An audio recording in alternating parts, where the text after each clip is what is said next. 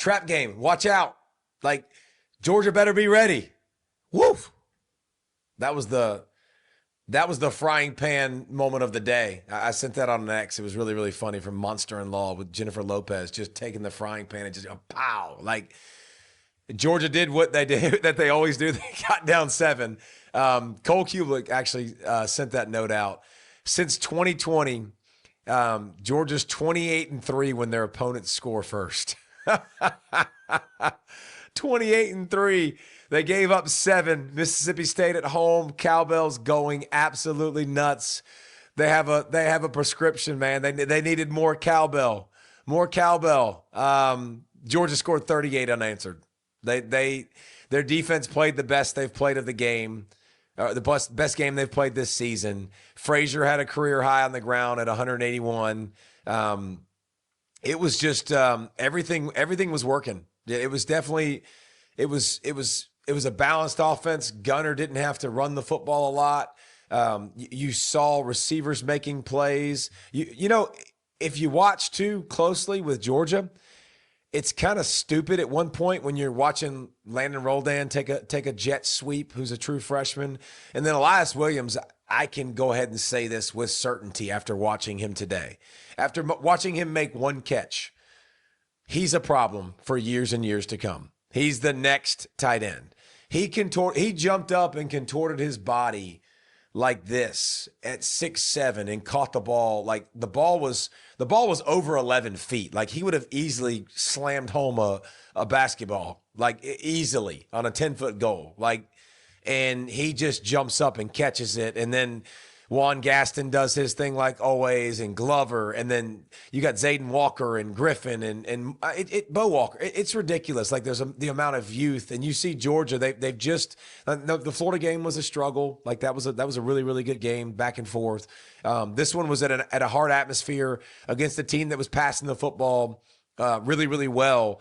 Now Mississippi State's not great up front. They haven't protected their quarterback, but I thought Georgia, you know, especially with their pressures. Like I thought they did a good job cross blitzing in the middle. If you cross dogs, like they did a really good job. You could see them several times eating up the back with protection, and next guy looping around, coming to make a big play.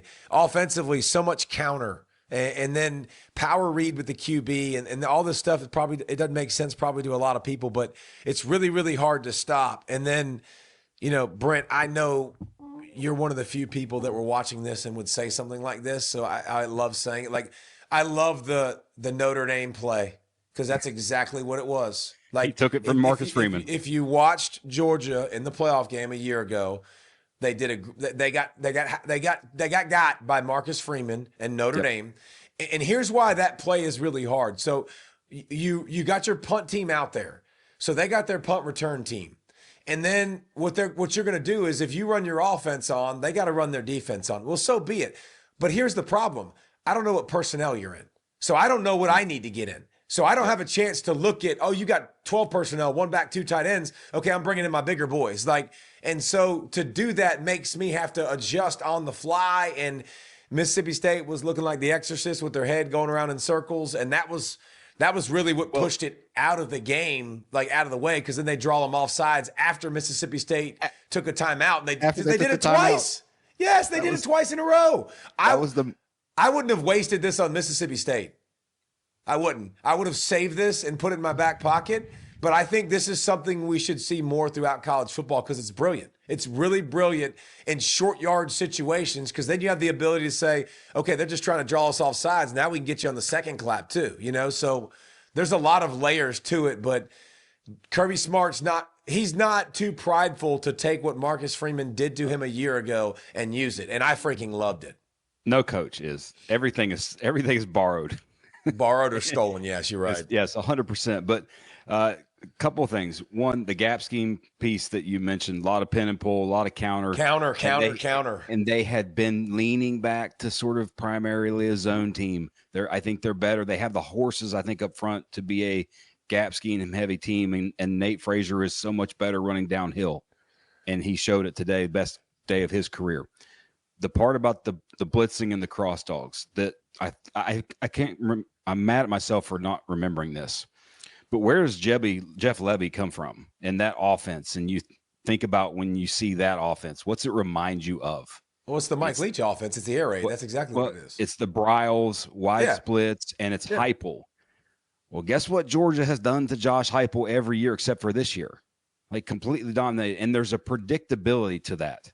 And when you would see them bring those cross dog blitzes, oftentimes it was on first down after a third down conversion, because that's when those coaches want to take play action shots, and the QB is always in one spot. So like it was almost 60% blitz today, and they got home and got some sacks. But it's one of those things where it also goes to show how much Heupel has evolved his offense, because it was a completely different thing early in this year. But that was that thing. The other thing, Noah Thomas, Zachariah Branch, like him, Branch is going to be Branch. He's going to be big time. Branch is the dude. But Noah Thomas starting to make plays, getting involved in the offense. I'm tired of watching Branch return punts and kicks for Georgia. If I'm them, I'm taking him off of that, because if he gets hurt, that's a great point. Everything about this offense goes, because everything about it he's used as a decoy. He's got over 30-something receptions in 3 games, and it's contested catches. He's learned how to be a receiver. Good for him, by the way. And Georgia now, and the reason Brent said that too, was like the gap in the zone, like when you can do that stuff, and when you have a running quarterback, like. Now you can do all of the shoot routes off of it, where you see Lucky pull around and he's the counter guy. He's the guy that's pulling, and now he just now he loops and arcs it, and you dump it to him. Now he goes and loops and arcs, and you can run the power read. Like there's so many things that makes it really hard for a defense to deal with. And Lawson Lucky's injury, you hope he's not banged up. I think he was okay. I think he got the schist knocked out of him. I think he was seeing stars. I think he definitely is going to be in concussion protocol. That is for sure. Hey, the point you made though, that's more of number 10 on the field. That's more Elias Williams. And when you can go in a 2x2 where Branch, Thomas, and Williams is 3 of the 4 guys, broski. Now you're. I will say this though. I like the way Lucky blocks, and I don't know if Williams is ready for that. Lucky's has done such a good job blocking, and Lucky and Delp really, it's really based around them now with this offense, because you can do so much with those two. But Georgia's offense, Gunner continuing to play really, really well.